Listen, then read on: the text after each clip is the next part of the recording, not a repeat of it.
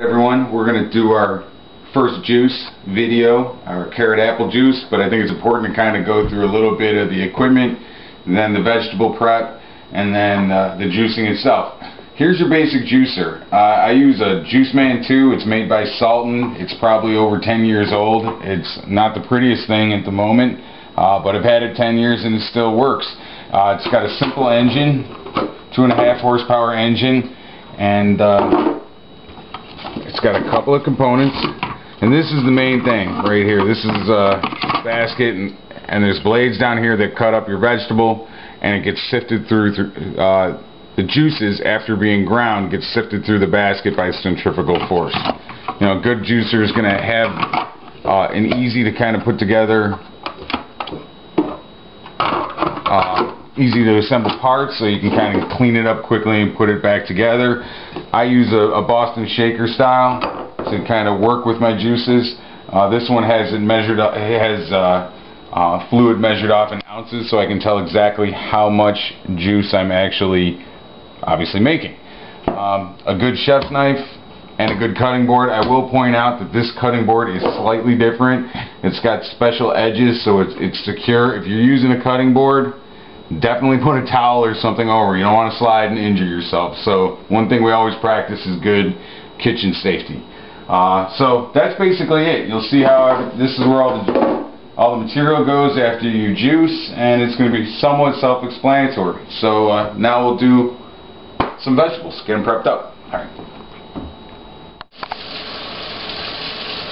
Alright everybody, before we do any working with food, we're obviously going to wash up real quick.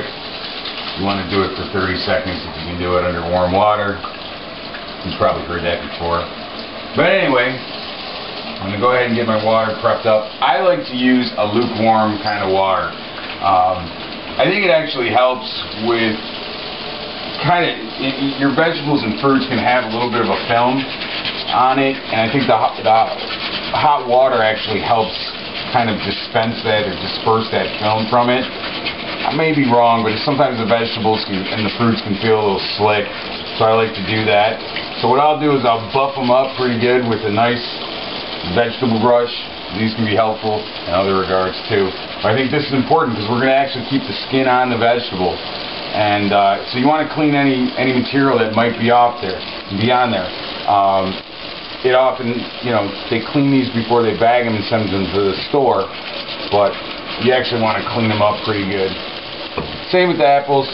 You know, we've polished them before, but I like to scrub them up a little bit, and I'll use a nice warm water. And then once we're done with the prep work, we'll take everything over to the cutting board and get it ready to juice. Alright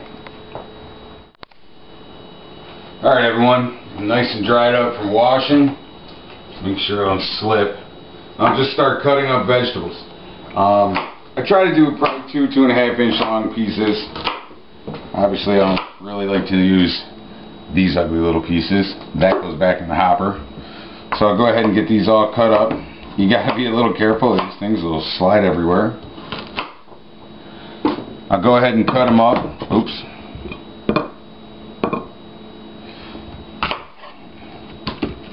Here's about the size, from your fingers in. Here's about the size that's good for juicing, I think. Some people say get rid of the seeds. They're not really a problem.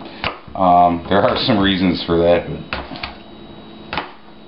Now get your apples. I usually will juice those last, and I'll go ahead and finish prepping up my vegetables, and then we'll go ahead and get them juicing. Alright, see you for the juicing section. Alright, time to actually start some juicing. It's probably going to be a little loud at some point, so I might start and stop, which I normally won't do.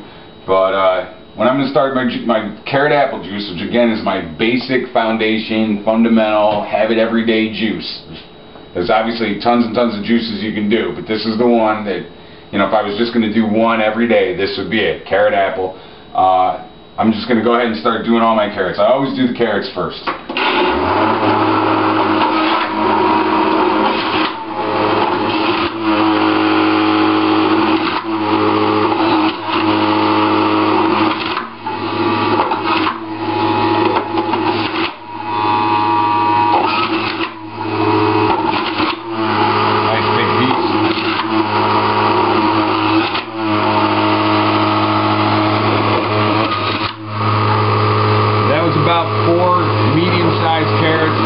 medium-sized carrots.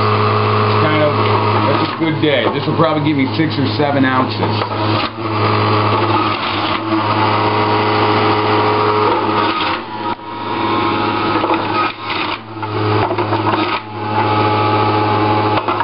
All the junk in the back, that's all fiber. There's nothing there. It's just cellulose. I mean, it probably has some nutritional value or composting value, but all the juice is coming out the other side. Alright, so we've gotten about 7 ounces. I was right in that guess, largely because I've done this before. Let that spin down, because I want to show you apples. Because they're apples, they're a little different. Anytime you put apples into a fruit juice, it's generally going to sweeten it right up. I mean, obviously, apples are one of the sweetest fruits out there. So, whereas you might think this tastes like carrot juice, it's actually going to taste more like apple juice. To me, it almost tastes 100% like apple juice. It has maybe a slightly earthy quality to it, mostly because it's raw, but it really does taste a lot like apple juice. It doesn't exactly look like apple juice, but that's what it tastes like. I actually think what I'll do to start with is grind up a couple of apples into a glass, and you can see what it looks like prior to incorporating it with the carrot juice.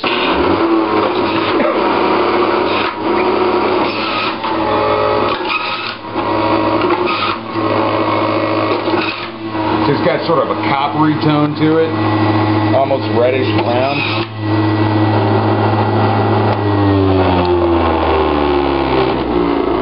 Oh, look at that. See, it's all foamy. That's all aeration from there.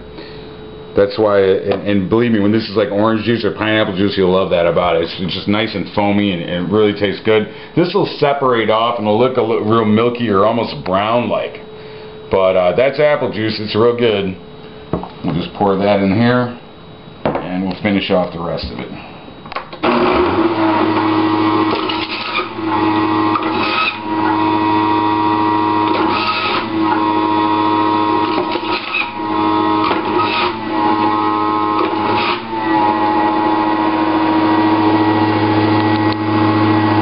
Couple more pieces.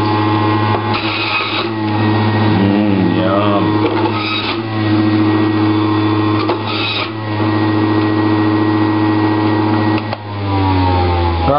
That is another successful glass of carrot apple juice.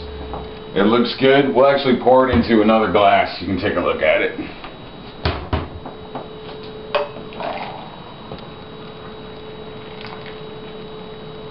Nice, bright orange. Very tasty.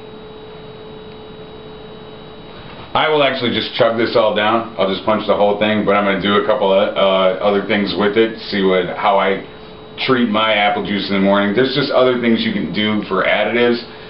You can try it out, but this is the good stuff. It gives you an orange mustache too. Alright, there you go. Carrot apple juice. Thank you. Alright, final thing I'll do is I'll use a nutritional supplement and add it to my juice. You don't have to do this. I do it. I think it's helpful for other nutrients. I use a product called MacroLife Naturals Macro Greens. It's not cheap, but it's not super expensive either. And all it is a concentrate. It's a powder. Green powder. I'll take 1 scoop a day, pop it in there. It makes a little cloud.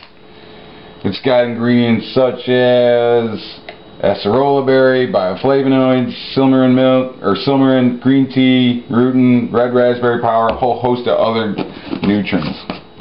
And then I take my very attractive, very brightly colored green or orange and carrot apple juice, and I'll put it in my Boston shaker. And then I'll go ahead and I don't know why I said green there. It's orange. The powder's green. I'll give it a couple of good shakes. Pop it out. Now it ceases to be that nice color orange. But it actually doesn't taste too bad. But it's kind of chocolatey looking. Orange, chocolate, brown. Now is when I chug the whole thing. This is my daily thing. I do. A lot of times I'll add Brussels sprouts to it or some other vegetables. But this is pretty much my morning go-to. About 50 carbs, maybe a little more with the powder. So it's doable. You just would have to manage your carbohydrate intake accordingly. And that's it. Now it's time to chug a lug, just like the Frats.